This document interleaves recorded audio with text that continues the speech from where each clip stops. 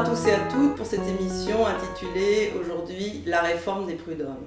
Il y a un an, Christiane Taubira, garde des Sceaux, annonçait une réforme des prud'hommes. Un an plus tard, Didier Marchal, en décembre 2013, lui remettait un rapport dans lequel il prévoyait la suppression de la section encadrement et l'institution de juges professionnels. Que penser de cette réforme? C'est la question que nous posons aujourd'hui à Elisabeth Jacques, présidente de la juridiction des prud'hommes de Saint-Omer, dans le Pas-de-Calais. Elisabeth, vous êtes CFE-CGC. Est-ce que le fait d'être ou de porter cette étiquette a de l'importance dans l'analyse que vous portez ou dans le regard que vous portez sur la réforme des prud'hommes telle qu'elle se présente actuellement? Oui, tout à fait, c'est capital. Pour la CFE-CGC, il est primordial de conserver les sections encadrement et ce, quelle que soit la taille du conseil. Dans les jeunes même du conseil des prud'hommes, il est important que ce soit des personnes issues du terrain, issues du milieu professionnel, qui viennent juger leurs pairs. Est-ce que vous pensez que les juges professionnels ne sont pas capables de le faire? Parce que je pense qu'effectivement, des juges professionnels n'ont jamais mis les pieds, pour certains d'entre eux, dans une entreprise et ne connaissent pas la subtilité des rapports entre salariés et patrons dans les entreprises. Et ne sont donc pas à même de comprendre la subtilité des dossiers qui vont nous être amenés. Il est prévu la suppression de la section encadrement. Qu'est-ce que ça veut dire concrètement pour les gens qui sont cadres? Qu'est-ce qui va se passer et qu'est-ce que vous en pensez? Cette suppression de la section encadrement concernerait les petits conseils qui traitent moins de 300 dossiers par année.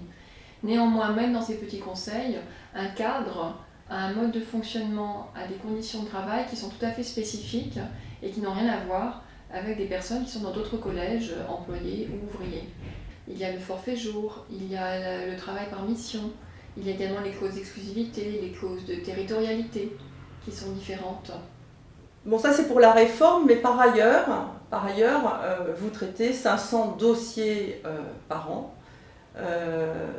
Votre délai d'attente, il est de combien? Le délai d'attente est de 3,6 mois sur le conseil de Saint-Omer en moyenne, et ce de façon régulière depuis de nombreuses années. C'est un délai beaucoup moins important qu'à Paris, par exemple. Comment s'explique cette différence? Est-ce que vous avez une organisation spéciale qui permet de gagner autant de temps, ou est-ce que tout simplement vous avez moins d'affaires à gérer qu'à Paris? Le délai de 3,6 mois sur le conseil de Saint-Omer tient en trois choses. La première, c'est effectivement le fait qu'on ait un fort taux de conciliation, de l'ordre de 30%, au regard d'une moyenne de 7% au niveau national. Fort taux de conciliation, parce que cette conciliation, les conseillers vont vraiment aller la chercher auprès des parties qui se présentent devant elles.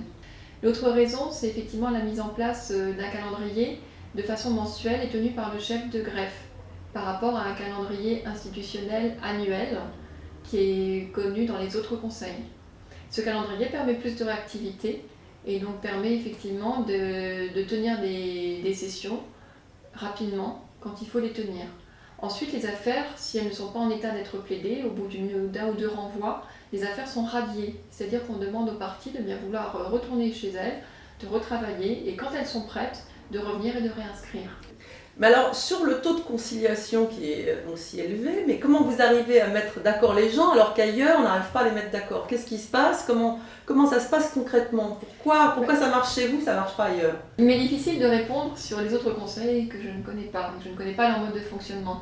Par contre, en ce qui concerne notre conseil de Saint-Omer, le taux de conciliation élevé tient au fait que les conseillers vont aller chercher cette conciliation.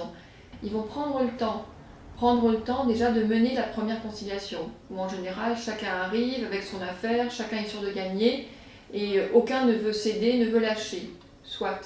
Après on passe au jugement. En jugement, chacune des parties va venir plaider, va venir expliquer son cas. Le conseil des prud'hommes tient à l'oralité de la procédure. L'oralité c'est quoi?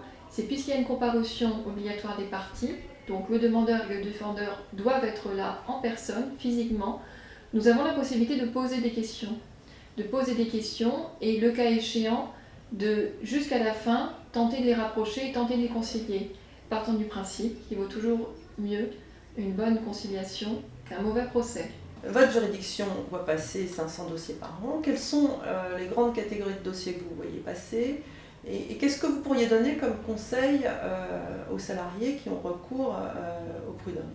Alors, on constate que quasiment 2 dossiers sur 3 qui viennent devant le Conseil des prud'hommes est consacré à la rupture du contrat de travail et aux différentes formes de rupture du contrat de travail pour lesquelles, bien souvent, les salariés viennent demander devant notre Conseil réparation de quelque chose qu'ils ont jugé être abusif. Et alors, les conseils que vous avez à donner aux salariés qui font appel au prud'homme? Je dirais tout d'abord et très simplement de demander conseil à soit un délégué syndical, soit l'inspecteur du travail, soit un avocat, avant de venir présenter son dossier devant le Conseil des prud'hommes, de manière à ce qu'il soit en ordre, que les pièces qui doivent y figurer y soient, et que les affaires, là aussi, puissent être traitées rapidement. Le deuxième conseil serait de dire aux salariés de dialoguer un maximum en entreprise pour essayer de trouver une solution en entreprise, plutôt que de venir devant le Conseil des prud'hommes.